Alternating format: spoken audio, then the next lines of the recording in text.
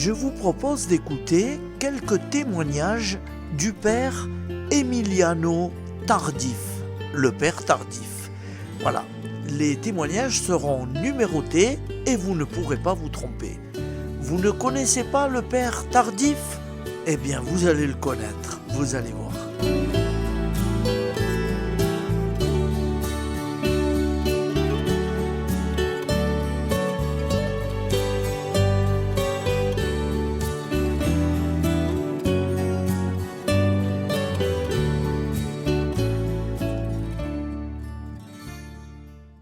Il était une fois le père Tardif. Jésus a fait de moi un témoin. Voici le 4e épisode. Que pensait monseigneur Antonio Flores, évêque de la Vega, de tout cela? Il était ouvert, mais inquiet devant une telle publicité de la presse, de la radio, de la télévision. Je suis allé lui rendre visite et je l'ai trouvé dans la chapelle. Nous avons prié ensemble et nous nous sommes mis d'accord pour diviser l'immense assemblée en petits groupes, comme nous l'avions fait auparavant à Nagua. Je rentrai heureux, car l'Esprit Saint, l'évêque et moi étions en complet accord. Nous avons fait aussitôt un communiqué qui fut diffusé par la radio et par la télé, expliquant que la grande assemblée était suspendue et que les gens étaient invités à se réunir dans leur propre paroisse pour prier. Le Seigneur avait son plan au sujet des événements et de Pimentel, réveiller son peuple, secouer son Église et montrer par des signes et des prodiges qu'il est vivant et qu'il donne sa vie en abondance à ceux qui croient en son nom. Commençait alors un autre type de travail, plus profond et plus délicat, former des responsables de petits groupes de prière. Nous avons eu une retraite à la fin de la semaine avec les plus engagés. Nous leur avons expliqué ce qu'est la réunion de prière, le renouveau charismatique, le baptême dans l'Esprit Saint et les charismes, et nous les avons recommandés à la grâce de Dieu. Acte 20, 32. 3 jours après, ils assuraient l'animation des 45 groupes éloignés en divers lieux de la paroisse. Il y avait des groupes sous les arbres, dans l'église, dans les maisons et partout. Toute la ville était devenue une maison de prière. Pour que les gens fixent leur regard sur Jésus et non sur un homme, moi, cette nuit-là, je m'éloignai de la paroisse. Le Seigneur, lui, restait et continuait à guérir les malades. Lors d'une visite que nous avons faite en 1984, afin que ce livre soit publié, on nous offrit un cahier sur lequel étaient annotés 224 témoignages de guérison réalisés en l'un des groupes qui se réunissaient dans la maison de Guara Rosario, dans la rue Colomb. Dans la seule nuit du 13 novembre 1975, il y avait 22 témoignages de guérison. Peu après, ils devinrent si nombreux qu'on cessa de les consigner par écrit. Nous avons demandé si le Seigneur se manifestait toujours autant qu'avant, et ils nous répondirent avec une merveilleuse simplicité. Non, mais c'est que maintenant, il n'y a plus autant de malades. Le Seigneur entra triomphalement, non seulement dans la petite ville de Pimentel, mais aussi dans le pays tout entier et bien au-delà de ses frontières. Tout fut si merveilleux que cela ressemblait à un rêve. Jamais ma vocation missionnaire ne m'était apparue aussi fascinante et belle. Le Seigneur entra dans les moyens de communication en guérissant la mère d'un présentateur de la télévision. C'est lui qui se chargea de rendre témoignage devant les caméras. Il entra aussi à la Chambre des députés, guérissant une femme députée de douleurs au cou. Plus tard, j'appris que les éditeurs de la revue française « Il est vivant » écrivirent à l'évêque pour lui poser des questions sur l'authenticité de ce qui s'était passé à Pimentel. L'évêque répondit à leur lettre le 15 octobre 1975 en disant textuellement: « Le témoignage du père Émilien Tardif est authentique. » Sa lettre fut publiée dans le numéro 6-7 de la revue. En ces jours-là, nous étions comme les apôtres sur le mont Tabor. Nous contemplions la gloire du Seigneur. Nous partagions avec Jésus ce que son Père avait dit. Celui-ci est mon Fils bien-aimé, en qui j'ai mis tout mon amour. Matthieu 17, 5. Le 16 juillet, le Seigneur nous fit prévenir par une prophétie pour nous annoncer que nous serions attaqués, ridiculisés, mais que nous ne devions pas craindre, car lui, il avait déjà vaincu le monde. 3 mois après, le curé revint de vacances. Il fut très surpris de ce qu'il trouva et de ce que les gens lui racontèrent. Tout était si extraordinaire qu'il ne pouvait pas le croire.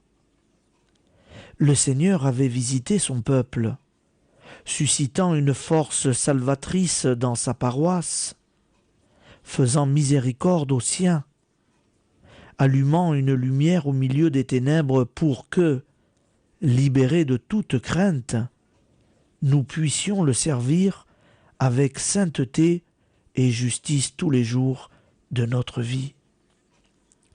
Le Seigneur avait guéri des hommes et des femmes, un policier et une enfant, des gens venus de loin et des malades incurables. Le Seigneur avait évangélisé son peuple en lui annonçant la bonne nouvelle du royaume, se servant même des moyens de communication tels que la presse et la télévision. C'était le dimanche des Rameaux. Le Seigneur entrait triomphalement dans sa ville. Quand je quittais la paroisse de Pimentel pour rentrer à nouveau à Anagua, la rue était déserte. Le vent soufflait doucement, berçant les palmiers et caressant le drapeau qui avait été témoin des merveilles du Seigneur. Je ressentis la nostalgie de ces foules que j'avais vues. Alors passa un petit âne qui trottait joyeusement et me regarda avec ses grands yeux. Il se mit à braire, montrant dans un large sourire toutes ses dents, comme pour me dire: « Tu n'es que l'âne qui a amené Jésus à ce village, et maintenant tu dois rentrer à Bethphagée. La gloire, les palmes et la reconnaissance sont pour celui dont tu étais chargé, et pas pour toi. Toi, comme Jean-Baptiste, tu dois diminuer pour qu'il grandisse. Émilien doit mourir pour que le Christ vive en lui. Ta gloire est que le Christ soit glorifié. Ton privilège, annoncer l'Évangile. » L'âne bougea la queue en me disant « Au revoir, adieu », et il s'éloigna. Moi, je suis retourné à Anagua en bondissant de joie. Tout avait été comme un crépuscule aux 1000 couleurs, et le Seigneur avait été splendide, bien plus que nous n'aurions pu l'imaginer. Nous n'étions pas encore dégrisés du vin enivrant de son amour, quand de noirs nuages sillonnèrent le ciel. Soudain, tout s'obscurcit et le soleil se cacha. Les vents de la tempête commencèrent à souffler avec fureur, mais je savais que le Seigneur était avec moi.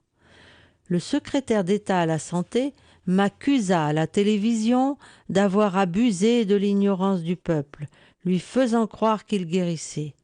Il dit que j'étais un charlatan, que je trompais le peuple, et demanda pourquoi je n'allais pas faire la même chose dans un pays développé comme le Canada. D'autres m'attaquèrent en disant que, comme étranger, je ne connaissais pas le peuple et que tous ces guérisons et tous ces miracles mènerait le peuple au spiritisme et à la sorcellerie. Je leur répondis qu'assurément je ne connaissais pas le peuple autant qu'eux, mais que je connaissais très bien Jésus, et que jamais il ne conduit au spiritisme et à la sorcellerie. Bien au contraire, quand c'est lui qui agit, il fait bien les choses, et nous ne devons pas avoir peur. À la radio, dans la presse, à la télévision, il y eut beaucoup d'attaques. En quelques jours, j'étais devenu un sorcier et un menteur, parce que je croyais et proclamais que Jésus était vivant, sauvait et guérissait son peuple. On disait que j'étais fou, fanatique, etc.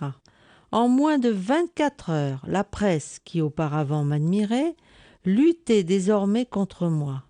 Alors, je compris la fragilité de la gloire que le monde offre, et quelle folie c'est de rechercher l'opinion d'autrui. En quelques heures, l'écume de la gloire est balayée. Mais ma confiance était en Jésus, qui est le même hier, aujourd'hui, demain et toujours. Et comme je ne m'étais pas occupé d'eux quand ils parlaient de moi en bien, quand ils se mirent à me critiquer, cela ne m'affecta guère. J'avais dans le cœur une paix profonde.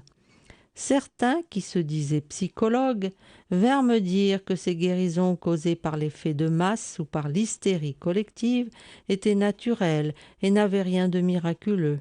Je leur répondis simplement qu'il y avait alors une grande injustice dans le fait que, sachant tout cela, ils n'organisent pas des réunions tous les soirs pour guérir tous les malades du pays. D'autres nous accusaient d'être émotionnalistes. Je leur répondais que l'émotionnalisme cherchait l'émotion pour l'émotion, mais que nous cherchions le Seigneur, ce qui était toujours émouvant. Trouver le trésor caché est émouvant et exaltant. Le signe qui montre que quelqu'un a trouvé le trésor est la joie qu'il lui donne. D'autres attaquaient l'immaturité des gens en disant « Toute cette foule ne vient que par curiosité et à cause des guérisons. » Qu'importe la raison pour laquelle ils viennent, ce qui compte, c'est qu'ils sont là, pour que nous les évangélisions. Sûrement, Zachée n'est-il pas monté sur le sycomore pour réciter son chapelet, mais par curiosité, car il voulait voir Jésus. Luc 19, 3. Quelques prêtres commencèrent à dire sarcastiquement « Le père Émilien a été guéri de la tuberculose, mais il est malade dans sa tête. » Parce que je priais en langue et que je croyais dans le pouvoir de guérison du Christ, ils pensaient que j'étais devenu fou. Ils allèrent même jusqu'à m'en parler, me demandant si j'étais fou.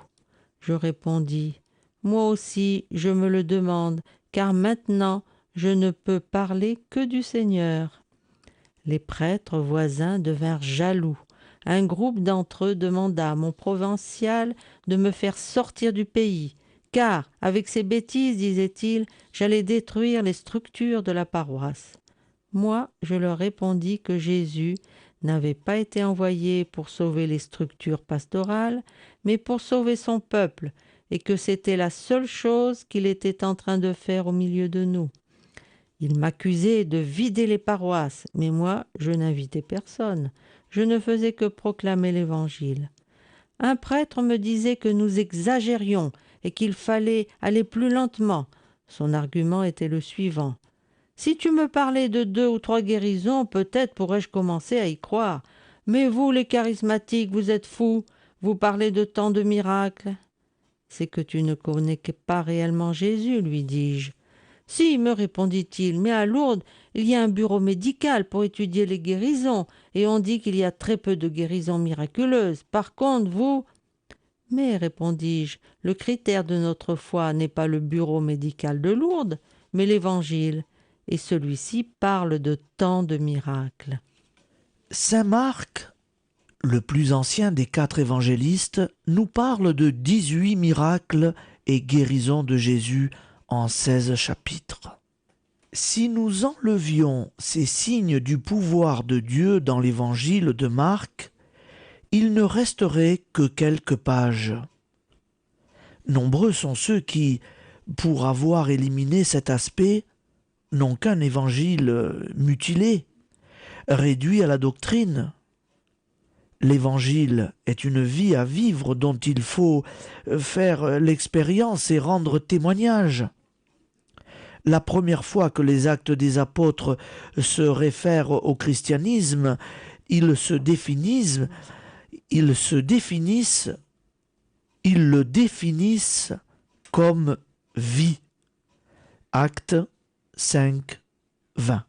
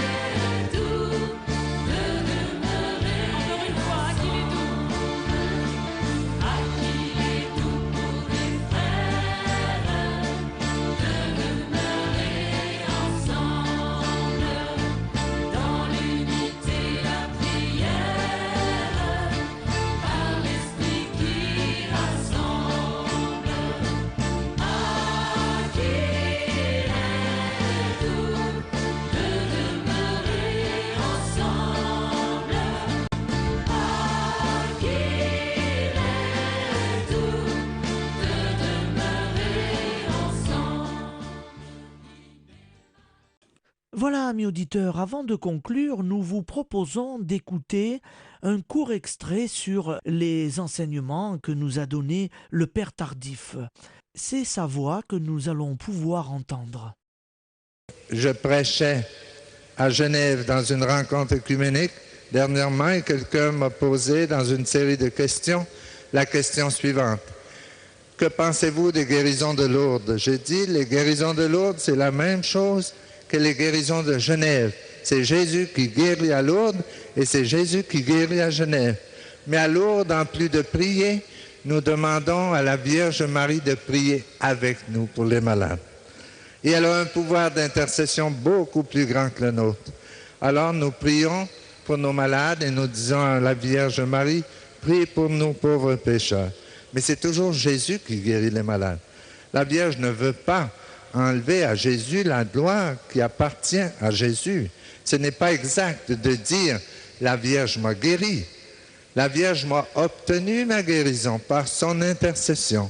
Celui qui guérit, c'est Jésus. Et encore moins exact de dire le Père Emiliano m'a guéri. Ça, c'est absolument faux. Moi, je n'ai jamais guéri personne, mais par nos prières, nous obtenons des guérisons. Il faut avoir les yeux fixés sur Jésus. C'est lui qui pardonne, c'est lui qui libère et c'est lui qui guérit. Et au nom de Jésus, dit Pierre, au nom de Jésus, je te l'ordonne, lève-toi et marche. C'est toujours au nom de Jésus, par la puissance de l'Esprit Saint. Et comme il est merveilleux de voir la foi du peuple de Dieu. C'est parce que vous avez la foi que vous êtes venus ici ce soir.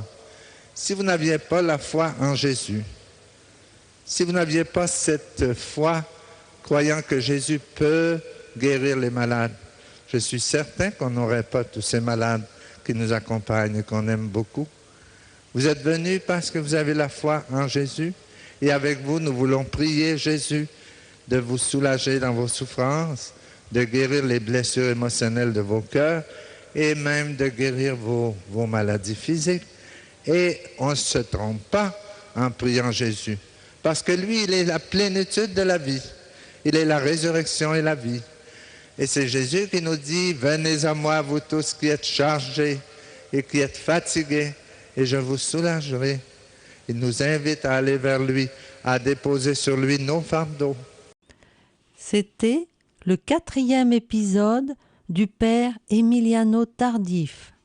Jésus a fait de moi un témoin.